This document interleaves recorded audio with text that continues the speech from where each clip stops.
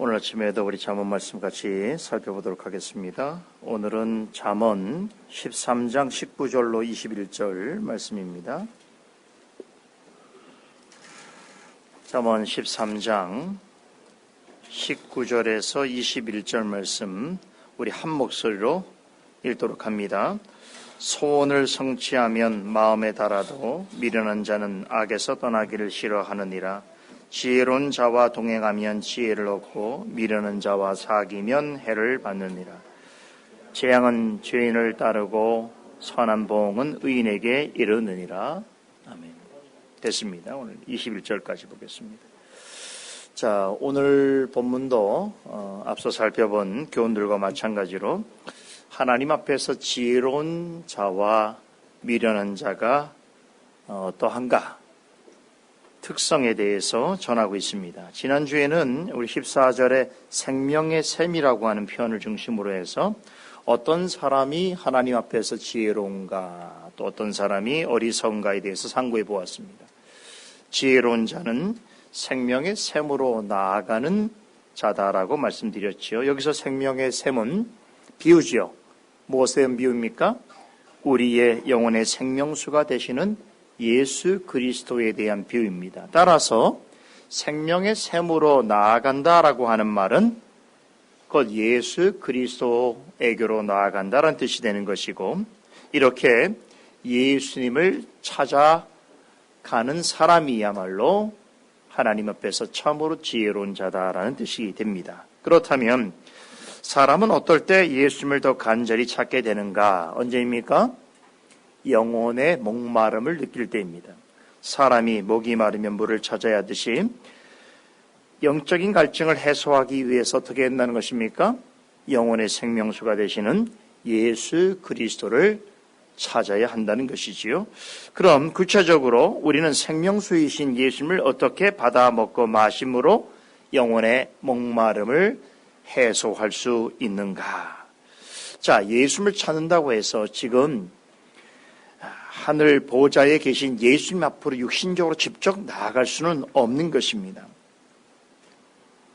우리가 예수님을 만날 수 있는 것은 하나님께서 우리에게 주신 거룩한 방편을 통해서입니다. 그 방편이 무엇이죠? 바로 말씀입니다. 말씀은 영적인 갈증과 목마름을 해소하는 데 있어서 가장 유용하고 효과적인 방편입니다. 성령께서는 영원히 목마른 자를 말씀 가운데 이끄실 뿐만 아니라 말씀을 듣고 깨닫게 해주심으로써 우리의 영혼의 생명수 되시는 예수 그리스도와 만나게 해주시는 것입니다. 잠언 기자는 15절에서 성령께서 믿는 자의 마음에 조명해 주시는 이 말씀을 선한 지혜라고 표현합니다. 그것을 통해서 은혜를 베푸신다라고 그렇게 밝힙니다.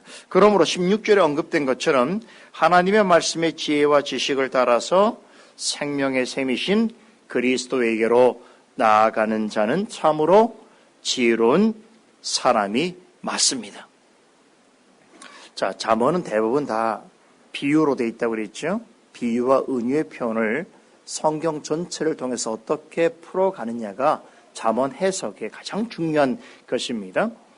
그러므로 이렇게 우리가 잠언 주일 아침마다 잠언 말씀을 살펴볼 때에 잠언의 말씀들이 이렇게 독립적인 형태로만 있는 말씀이 아니라 앞뒤의 문맥과 내용과 연관이 되어 있고 또 잠언을 벗어나 있는 다른 성경의 진리들과 연합되어 있다는 것을 깨달을 수 있는 것입니다. 자, 그러면 지난 시간에 어리석은 사람은 어떤 사람이라고 했습니까? 자, 어리석은 사람은 이런 공통점이 있습니다.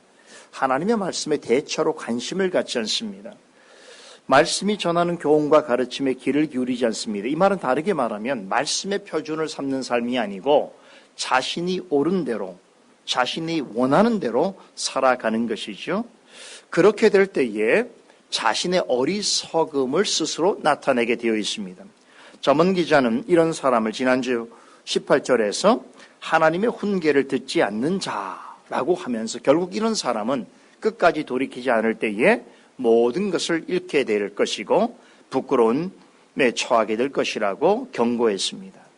자, 오늘 본문도 지금 말씀드린 이런 의미의 맥락 속에서 이해해야 하는 것입니다. 자, 19절을 다시 봅니다.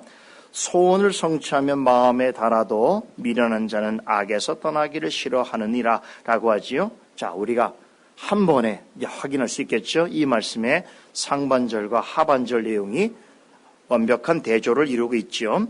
자, 그런데 우리말로 보면 하반절에 미련한 자는 악에서 떠나기를 싫어하느니라 라고 하는 이 표현은 쉽습니다. 이해가 잘 되지요. 그런데 상반절을 보세요.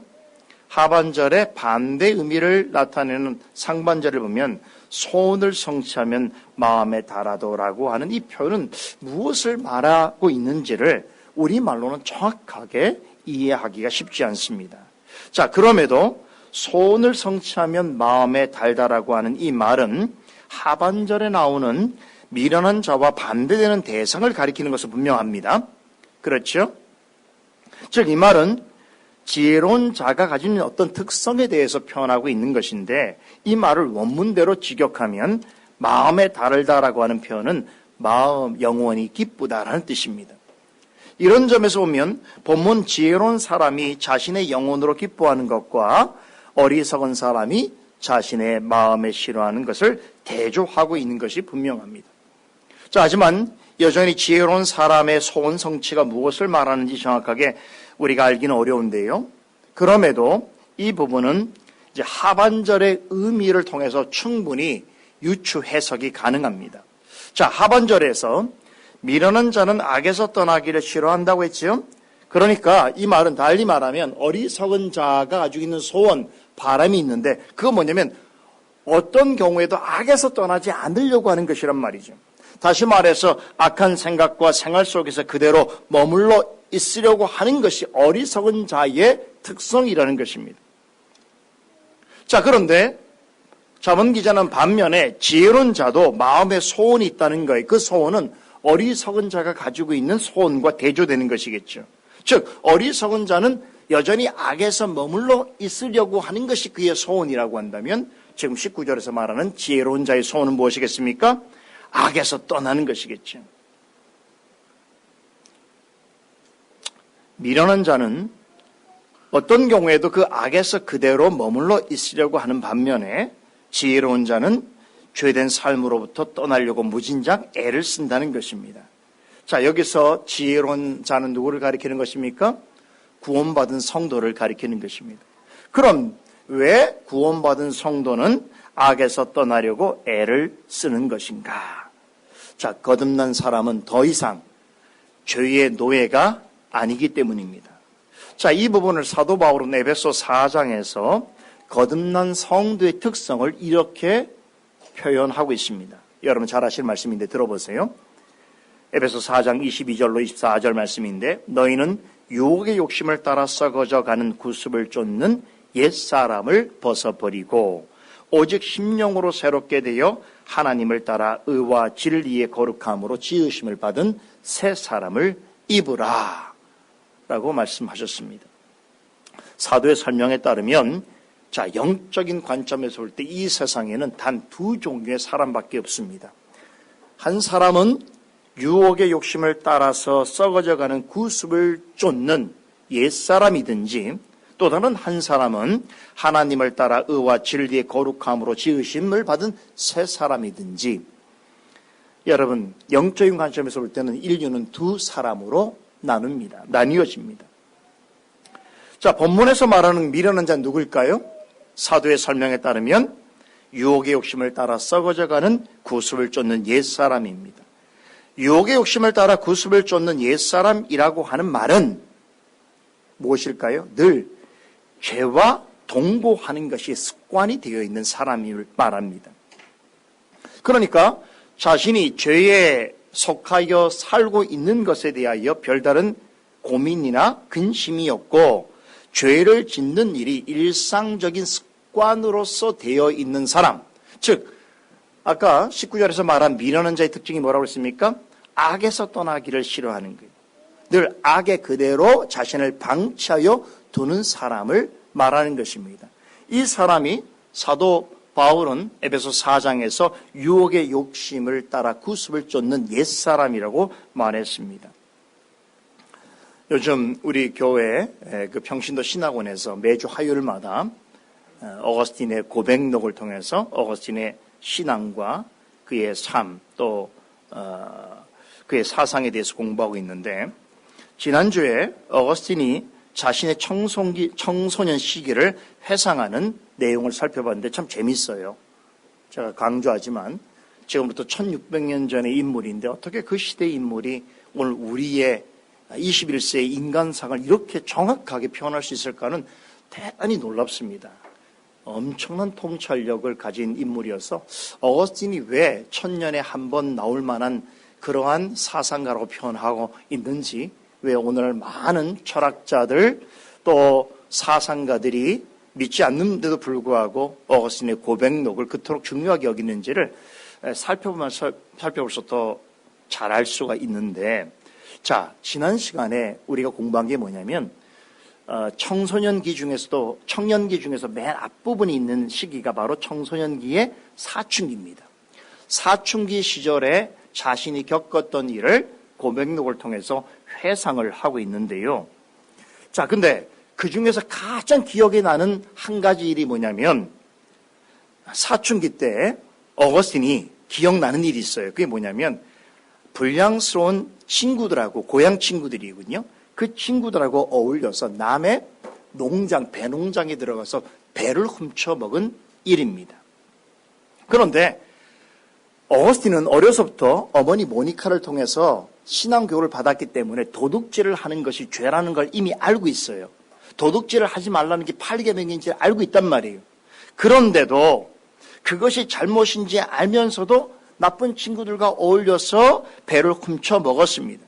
그런데 이유가 뭐였냐면, 자신의 집이 가난해서도 아니고 또 배가 정말로 먹고 싶어서도 아니었다고 말합니다. 왜 그러면 남의 집에 배를 훔쳤는가? 그때는, 이 청소년기 때는요, 특별히 사춘기 때는 왠지 모르게 하나님의 말씀에 하지 말라는 건 더 하고 싶고, 부모가 하지 말라는 짓은 더 하고 싶은 것이 자신의 즐거움이었기 때문이라고 고백합니다. 그러니까 꼭 배를 훔쳐 먹으려고 해서가 아니라 그 나쁜 친구들과 어울려서 그런 짓을 하는 것 자체가 재밌었다라고 고백합니다. 자, 흔히 우리가 사춘기를 질풍노도의 시기라고 말하죠. 질풍노도란 거친 바람과 환한 파도처럼 마음의 변화가 심하고 불안하다는 뜻입니다. 자, 그 멀쩡하게 자란 아이도 이 시기가 되면 이상해져요. 참 이상해요. 어떻게 이렇게 이 시기만 되면 아이들이 약간 이제 외계인이 돼버린 것 같고, 왠지 부모가 이게 내가 낳은 아이가 맞는가 싶은 생각이 드는 그런 존재로 바뀝니다. 그래서 어떻게 할 수 있습니까? 이유 없이 그 시기가 되면 짜증을 내고 반항을 시작합니다. 부모가 짜증낼 만한 일을 하지도 않고 그에게 반항하러 가르치지 않았어도 아이들은 가르치지 않아도 그렇게 합니다. 그래서 부모와 선생님의 이야기가 아무리 좋은 것이라도 다 잔소리로 여기게 되는 것이고, 오히려 사랑하는 가족들, 부모님과 함께 있는 시간보다는 집을 뛰쳐나가서 또래 친구들과 어울려 지내는 것을 더 좋아합니다. 그때가 되면 선하고 아름다운 것보다는 부정적이고 반항적인 것을 더 좋아합니다. 어거스틴은 이것을 악에서 떠나기 무척 싫어하는 현상으로 설명합니다. 그 역시 사춘기 때는 나쁜 짓으로 무엇을 얻는 것보다 나쁜 짓 그 자체를 사랑했었노라고 고백합니다. 그래서 도둑질하는 것은 나쁜 일인 줄 알면서도 친구들과 함께 그런 짓을 하는 것 자체가 즐거웠었노라라고 말합니다. 자, 어거스틴이 자신의 과거에 그 청소년기, 특별히 사춘기의 경험을 통해서 우리에게 말하려고 하는 바가 바로 이것입니다. 어린 아이라도 하나님이 하라고 하는 것은 하지 않고 하지 말라고 하는 것은 어떻게도 하고 싶어하는 악한 본성을 가지고 있다는 것입니다. 그렇죠. 우리 영화들도 보면 알아요. 아주 어린 아기들도 부모가 하는 대로 하지 않아요. 짜증을 내고 불평을 합니다. 말 못해서 뿐이지 그렇게 하면. 그리고 말 배우면 더 그렇게 해요. 이건 자기의 논리를 가지고 부모에게 짜증을 내고 불만을 터뜨립니다. 모든 사람의 마음에 악한 본성이 있다는 뜻인데요. 그러니까 모든 이 어거스틴은 자신의 과거의 그 경험, 유아기 시절, 소년기 시절, 청년기 시절에 끊임없이 계속되어졌던 죄에 머물렀던 자신의 과거를 회상하면서 모든 사람은 하나님이 악이라고 규정하신 것을 행하고자 하는 나쁜 생각과 행동을 사랑하는 마음이 내재되어 있다는 사실을 밝힙니다. 이것은 하나님 앞에서 부패한 인간의 본성입니다. 나중에 이 어거스틴은요, 사춘기 때 자신이 행했던 그 죄악된 생각과 행동이 누구를 닮았는지를 깨닫게 됩니다. 그게 누구를 닮은지 아세요? 처음 아담과 하와가 하나님께 범죄했던 그 모습, 그 동기와 똑같다는 것을 깨닫게 되는 것이지요. 그래서 어거스틴이 모든 사람은 원죄를 가지고 난다는 것을 이제 신학적으로 성경적으로 설명하게 된 것입니다. 즉 모든 사람에게는 옛사람의 습성이 남아 있습니다. 그 때문에 가르쳐 주지 않아도 하나님의 말씀을 듣기 싫어하고 악에서 떠나기를 싫어합니다. 자, 그런데 우리는 원래 어떤 사람들이었습니까? 옛사람의 습성을 쫓아 살아가던 그런 사람들. 사도 바울은 에베소서에서 우리는 죄와 허물로 이미 죽었던 자라고 이야기합니다. 그런데 그런 우리를 예수 그리스도로 말미암아 하나님 안에서 의와 진리의 거룩함으로 지으심을 받은 새 사람이 되게 해 주셨습니다. 우리가 새 사람이 된 게 아니에요. 그리스도로 말미암아 우리가 하나님을 따라 의와 진리 가운데 거룩함으로 지으심을 받은 사람이 되어진 것입니다. 그래서 새 사람이 되었다는 말은 즉 옛사람의 습성대로 살지 않게 되었다는 뜻인데요. 로마서 7장에서 사도 바울이 증언한 대로 거듭난 사람이라고 할 때에 어떻습니까? 마음 한 부분에 하나님이 기뻐하시는 선을 행하고자 원하는 거룩한 열망을 가지고 있습니다. 그런데 문제는 다른 한편으로는 그것과 반대되는 또 다른 마음이 있어서 그것을 죄의 법이라고 하지요. 그 죄의 법 아래 자신이 사로잡히는 것을 보게 될 때의 비참을 경험하게 되는 것이지요.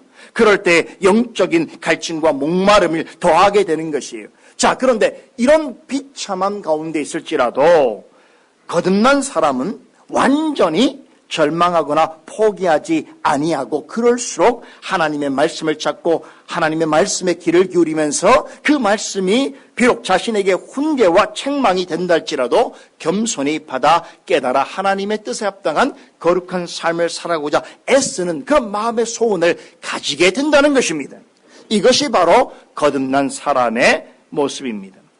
거듭난 사람이라도 악한 본성의 영향을 받을 수가 있고 옛사람의 습성을 완전히 떨쳐버리지 못할 수가 있습니다. 그럼에도 오직 심령으로 새롭게 되어 하나님을 따라 의와 진리의 거룩함으로 지으심을 받은 새 사람은 하나님의 자녀가 아니라면 알 수 없는 거룩한 소원을 마음에 품고 살아가게 되는 것입니다. 그래서 그 소원은 어떻게든 말씀 앞에서 비추어진 자신의 모습을 바라보면서 악에서 떠나기를 바라고 악에서 머무는 것을 싫어하는 바람을 갖게 되는 것입니다. 이러한 소원은 물론 우리가 지상에서 사는 동안 완벽하게 실현할 수가 없습니다. 그렇지만 이런 생각을 품고 살아갈 수 있는 것만으로 참으로 좋은 일인데요. 70인경 septuagin트라고 하는 옛 성경에 보면 이런 의미를 잘 살려서 19절을 상반절을 이렇게 번역하고 있습니다. 제가 번역해 볼게요. 19절 상반절을 경건한 사람의 소원은 영혼을 기쁘게 한다라고 번역합니다. 하나님의 의와 진리의 거룩함으로 지으심을 받은 새 사람은 마음에 항상 거룩한 소원을 품고 살아가게 되는데 그러한 소원을 가질 때에 세상이 줄 수 없는 기쁨을 맛보게 된다는 뜻입니다. 여러분, 우리가 이 땅을 사는 동안 완벽한 성화는 이룰 수가 없습니다. 그래서 우린 절망하기도 하고 영적인 목마름을 더 느끼는 것입니다. 사도 바울은 이러한 우리의 삶을 어떻게 표현했습니까? 이 세상의 장막 가운데 살아가는 인생이라고 했습니다. 사도 바울이 그런 직업을 가지고 있다고 그랬죠. 자신이 장막을 만들어서 그 텐트 속에 사람들이 살아가는 것을 그는 보는 그런 직업이었어요. 그런데 그것을 만들 때마다 어떤 생각을 했겠습니까? 와, 우리 인생과 같구나. 우리 인생은 지금 쳤다가 언젠가는 접어야 하는 그런 텐트 속에 사는 인생이구나라는 것을 그는 늘 생각했을 것입니다. 그러면서 마음 깊은 속으로는 영원히 변치 않을 하나님의 영원한 집을 소망하게 된 것이겠지요. 여러분, 우리는 이 세상의 장막 같은 그런 곳에 살아가는 동안 어떻습니까? 부단히 우리 안에 있는 옛사람의 습성과 마주해야 하고 우리 안에 남아있는 죄성과 끊임없이 싸워야 하며 또한 우리의 안팎에 있는 악의 실체들과 믿음의 선한 싸움을 부단히 싸워가야 하는 것입니다. 하지만 그리스도 안에서 성령으로 말미암아 거듭날 때에 우리는 이미 하나님의 의와 진리의 거룩함으로 지으심을 받은 새 사람이 된 줄로 믿으시기 바랍니다. 그렇기 때문에 살아가는 동안 우리의 마음속에 어떤 소원을 가진다는 거예요?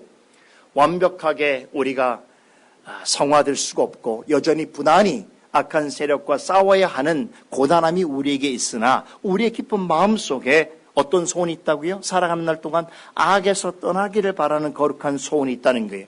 뿐만 아니라 하나님의 말씀에 순종하려고 하는 애쓰는 마음을 갖게 된다는 것이죠. 그럴 때마다 그리스도께서는 우리 영혼의 즐거움과 기쁨을 주시는 것입니다. 이것이 오늘 19절에 소원을 성취하면 마음에 달아도라고 하는 말씀이 가르치는 영적인 의미인 것입니다.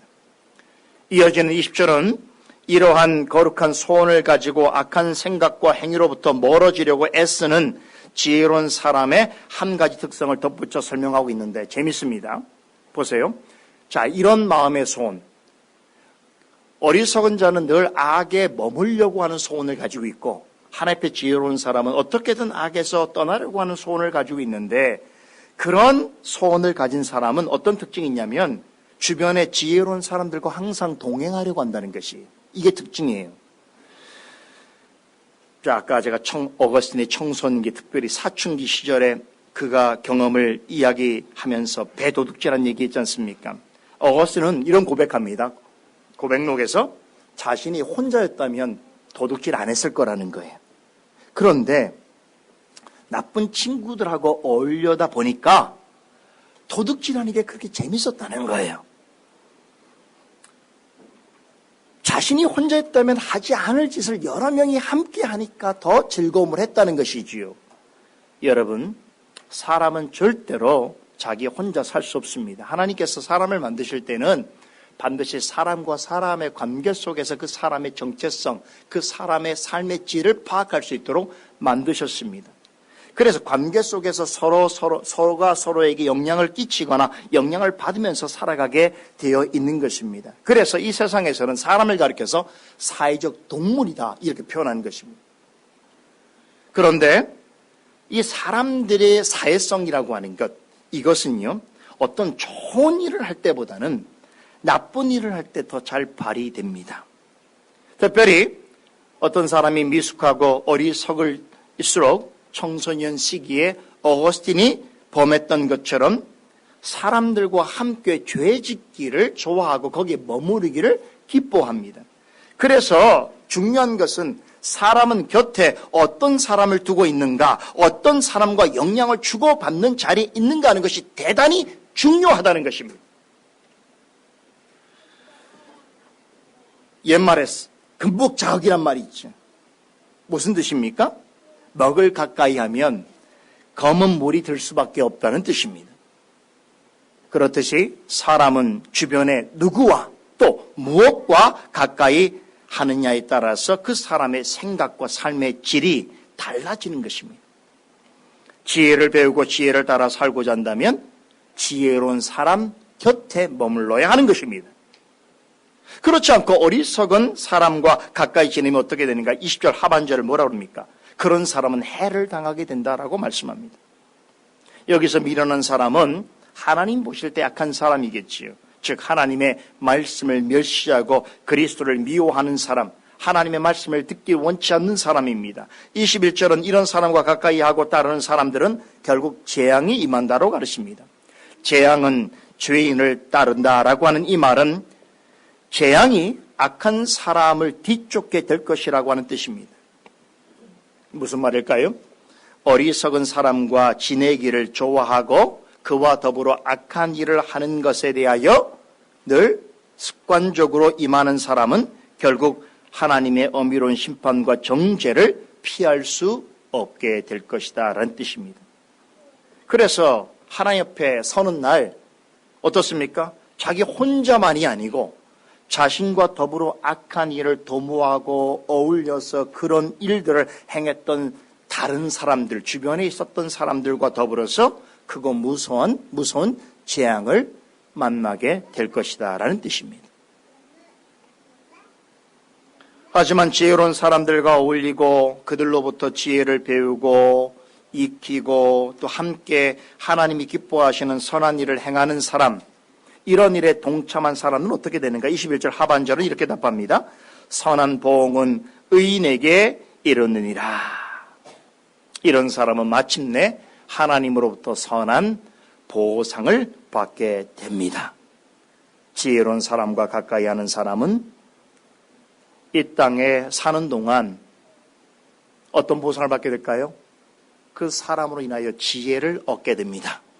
내 주변에 지혜로운 사람이 있으면 그 사람을 통해서 지혜를 얻는 것이 보상을 받는 거예요.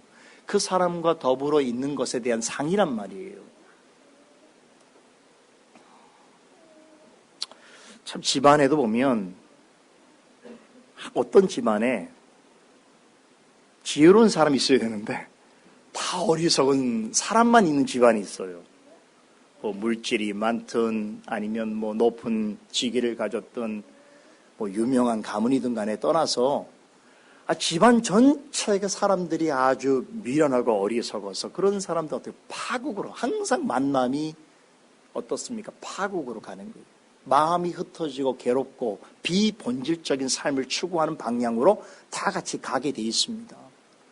그런데 어떤 가정에 이렇게 말씀에서 이야기하는 지혜로운 사람 한 사람만 있어도 어떻게 됩니까? 중심을 잡게 돼요. 함부로 하는 사람이 그 지혜로운 사람 때문에 함부로 하지도 않아요. 못합니다. 자, 그리스도인의 자리가 그런 자리예요. 지혜로운 사람이 있다는 게 얼마나 큰 축복인지 몰라요. 그 지혜로운 사람이 없다고 한다면 이미 끝났을 일들인데 그 사람으로 인하여서 어떻게 됩니까?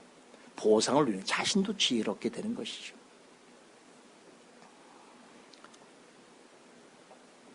여러분, 지혜로운 사람과 함께하는 것이 얼마나 큰 즐거움이고 기쁨인지 아십니까? 함께 지혜를 얻고 영혼의 기쁨을 보상으로 누리는 지혜로운 사람. 자, 그럼 구체적으로 이 사람은 누구를 말하는 것일까요? 이들은 한 성령, 한 진리, 한 믿음, 한 고백 안에서 서로 도움을 주고받으면서 한 마음으로 그리스도 안에서 성령으로 말미암아 동일한 목적을 바라면서 함께 나아가는 사람들입니다. 누굴까요? 바로 주님의 교회로 부르심을 받은 한 지체가 된 성도들입니다. 하나님께서는 언젠가 주님 안에서 이루어질 완전한 거룩을 소원하는 자들을 주님의 교회로 불러 모으십니다. 주님의 교회를 통해서 말씀을 듣고 깨닫게 하시고 말씀으로 태어나고 자라게 하시며 교회 안에서 하나님과 거룩한 교통을 나누게 하시고 성도들과 더불어서 거룩한 교제를 이루게 하십니다. 자, 그래서 지혜로운 가운데 머물게 하는데 바로 그런 이유 때문에 성도는 교회를 떠나서는 안 됩니다. 교회를 떠난다는 것은 쉽게 말하면 지혜로운 자들을 버리고 어리석은 자들과 사귀겠다는 뜻입니다. 자, 그럼 어떻게 된다고요? 반드시 해를 받게 되어 있습니다. 그때는 막 좋은 것 같죠. 어리석은 사람들하고 같이 어울려서 막 지내면 쾌감도 있고 즐거움도 있고. 여러분, 어거스틴은 나쁜 친구들과 도둑질하면서 즐거움을 느꼈다고 그랬단 말이에요. 함께 무리가 되어 있는 것 같은 즐거움이 있단 말이죠. 내가 그 속에 속해 있다는 거, 그 자체가 그에게는 하나의 쾌감이었단 말이죠. 그걸 고백했단 말이에요. 근데 여러분 어떻습니까? 잠시 쾌락 같지만 시간이 지나면 반드시 그것은 해로 돌아오게 되어 있습니다. 그래도 돌이키지 아니한다면 악을 떠나기 싫어하는 사람들과 같이 자신이 행한 일로 인해서 결국 하나님 앞에 크고 무서운 심판을 받게 되는 것입니다. 교회를 떠나겠다는 것은 마음에 하나님이 없다 하는 사람들과 같은 삶을 살겠다는 것이고 그들에게 임할 영원한 심판을 받겠다는 뜻과 다르지 않습니다. 시편 우리 1편 5절 6절 잘 아는 말씀이지요. 악인들은 심판을 견디지 못하며 죄인들이 의인들의 회중에 들지 못하리로다. 무릇 의인들의 길은 여호와께서 인정하시나 악인들의 길은 망하리로다. 사람은 원래부터 끼리끼리 모이게 되어 있습니다. 중요한 것은 어떤 사람과 끼리끼리 어울려 지내는가 하는 것입니다. 내가 함께하는 사람이 누구이고 어떤 사람과 주로 어울리며 누구를 평생 친구와 동역자로 생각하고 있는가 하는 것은 그 사람의 인생의 질과 순도를 결정하는 대단히 중요한 일입니다.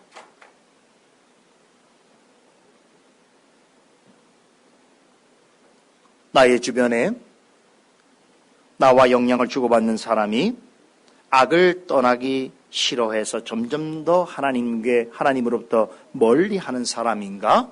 아니면 악을 버리고 점점 더 하나님을 가까이 하려는 사람인가 하는 것은 결국 그 사람이 어떤 삶을 살아가며 어떠한 인생의 결말을 맞게 될 것인가를 보여주는 대단히 중요한 일입니다. 그런 점에서 여러분과 저는 참으로 복 있는 사람들이 아닐 수 없는 것입니다. 왜 그렇습니까? 주님의 몸된 교회 안에서 항상 하나님의 지혜를 추구하는 자들과 더불어 하나님의 지혜 가운데 살기를 원하는 거룩한 소원을 가진 자들과 더불어 함께 하고 있으니 말입니다. 믿으십니까? 이게 지혜로운 삶의 방식이고 지혜로운 자의 특성인 것을 믿어 의심치 않기를 바랍니다. 기도하십시다. 거룩하신 하나님, 오늘 이 참으로 복되고 거룩한 주님의 날에 우리에게 잠언 말씀을 통해서 하나님의 지혜를 전하여 주시니 감사를 드리옵나이다. 오늘도 주신 이 말씀을 마음에 담고 하나님의 지혜를 쫓아 나아가며 그 지혜 속에서 하나님이 우리를 부르신 인생의 의미와 목적을 발견하며 나아가 우리 인생이 하나님께 영광을 돌리고 그분과 더불어 즐거워하는 것이 삶의 본분인 줄 알고 하나님께 나아가 예배를 드리며 하나님과 영적인 교통을 나누며 성도들과 거룩한 교제 가운데 머물길 원하오니 이 복된 주일에 솔리데오 글로리아 교회와 교회 가운데 속하 있는 모든 성도들과 함께하여 주시옵소서.